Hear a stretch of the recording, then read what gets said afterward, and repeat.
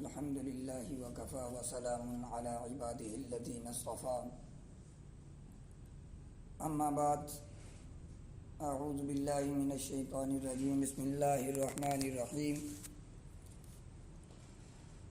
ہم پچھلی نشست میں نبی علیہ الصلوۃ والسلام کے نسب مطہر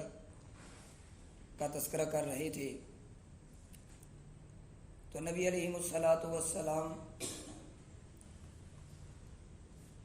عرب کے اندر تشریف لائے اور آپ کا سلسلہ پورے کا پورا عرب کے اندر تھا۔ تو اس زمانہ میں عرب کو تمام اقوام سے چند وجوہات پر برتری حاصل تھی، امتیازیت حاصل تھی، جو کہ ان کے کوئی ہم پلہ ہم برابر نہیں تھے۔ ان میں پہلا نمبر حسب نسب کا ہے۔ عربوں میں نسل دانی کا بڑا اہتمام تھا۔ انسان تو انسان گھوڑوں کے نسلوں کو بھی یاد کیا کرتے تھے، ان کے بھی نسب یاد ہوتے تھے۔ دوسری چیز شجاعت ہے۔ جب سارا عالم اس وقت کیسر و کسریٰ کا غلام بنا ہوا تھا، اس وقت بھی عرب بے سر و سامانی کی حالت کے اندر بھی کسی کے محکوم نہیں تھے۔ اس کے علاوہ جرأت کا یہ عالم تھا کہ عرب کا ایک ادنا فقیر بھی اگر کسی بادشاہ کے سامنے چلا جاتا تو اس کے سامنے ڈر کر نہیں، مرعوب ہو کر بات نہیں کرتا تھا، بلکہ جرأت اور بہادری کے ساتھ آنکھوں میں آنکھیں ڈال کے بات کیا کرتا تھا۔ تیسری چیز سخاوت اور ایثار۔ سخاوت اور ایثار اس طرح ان کے اندر کود کود کر بری ہوئی تھی کہ اگر ان کے ہاں ایک مہمان آ جاتا تو پورے کا پورا سالم اونٹ جو ہے وہ ذبح کر دیتے تھے، اور اس میں سے مہمان بھوکا رہے یہ اس کو گوارا نہیں تھا، اور خود بھوکے رہیں کبھی انہوں نے اس طرح کا تصور نہیں کیا کہ ہم بھوکے رہے، اتنا بڑا اونٹ تھا، کبھی تصور و خیال نہیں کیا۔ چوتھی چیز قوت حافظہ۔ قوت حافظہ ان کا اتنا تیز تھا کہ ایک محفل میں بیٹھے ہوئے 100 شعروں کا قصیدہ ایک ہی دفعہ سن کر زبانی یاد کر چکے ہوتے تھے۔ پانچویں تھی غیرت و حمیت۔ اپنی ذات تو اپنی ذات ہے، ان کے قبیلے کے حوالے سے بھی اگر کوئی ان کے قبیلے کی بے حرمتی کر دیتا، اپنا جان اپنا مال اس طرح پانی کی طرح بہا دیتے تھے اور اپنا بدلہ لیا کرتے تھے، کبھی چیز دریغ نہیں کرتے تھے، کبھی اپنے قبیلے پر اور اپنی ذات پر آنچ نہیں آنے دیتے تھے۔ اور چھٹی چیز فصاحت و بلاغت۔ فصاحت و بلاغت میں عربی زبان سے بہتر کوئی زبان نہیں ہے، بلکہ کسی بھی زبان میں علم و بلاغت پر لکھا ہے، کہا جاتا ہے کہ مستقل کتابیں موجود نہیں ہیں۔ اگر کئی کتابیں کہیں سے مل جاتی ہیں تو وہ کتابیں بھی سب کی سب عربی زبان سے یا تو ماخوذ ہیں یا مسروق ہیں، اخذ کی گئی ہیں وہاں سے۔ اس لیے حق جل شانہ نے نبوت و رسالت کے لیے اسی خاندان کا انتخاب فرمایا، اور نبی علیہ الصلوۃ والسلام کے دادا عبد المطلب کے گھر میں جو 10 بیٹے نبی علیہ الصلوۃ والسلام کے چچا تایا تھے، ان میں سے نبی علیہ الصلوۃ والسلام کے لیے حضرت عبد المطلب کے بیٹے حضرت عبداللہ رحمہ اللہ تعالیٰ کا انتخاب فرمایا۔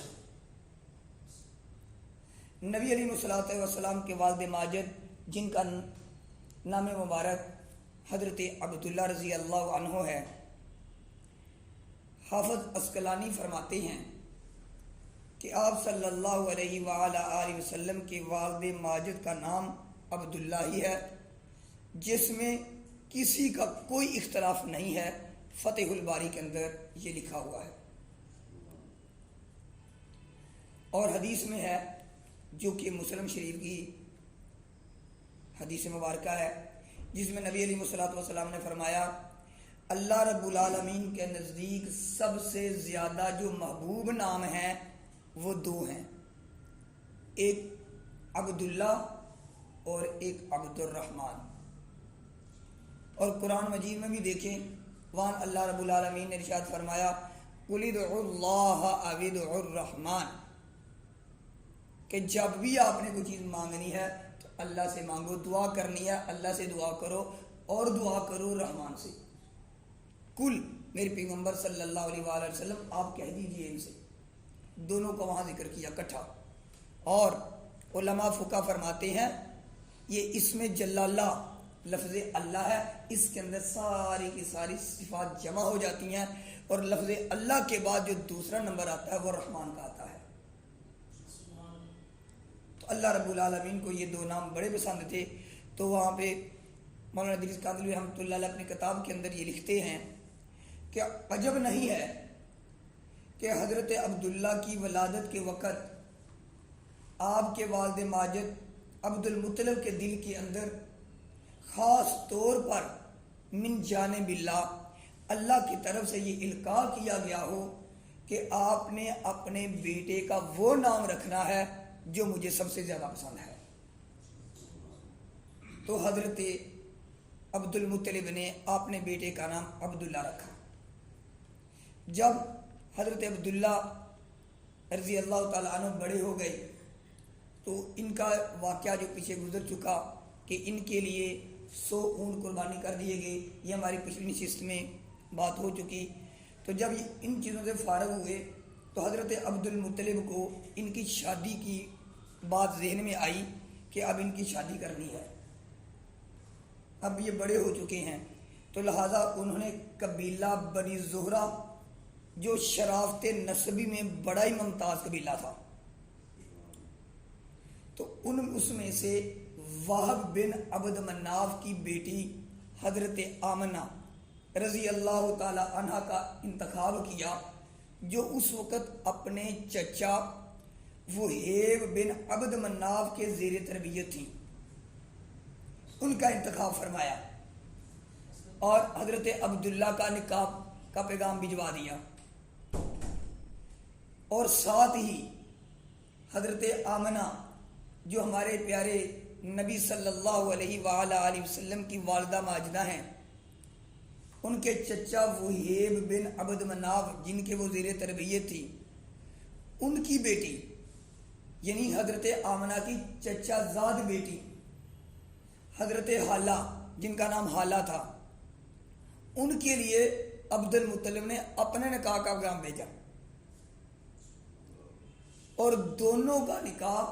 ایک ہی محفل میں باپ اور بیٹے کا نکاح ہوا، حالہ سے عبد المطلب کا اور حضرت آمنہ رضی اللہ عنہا سے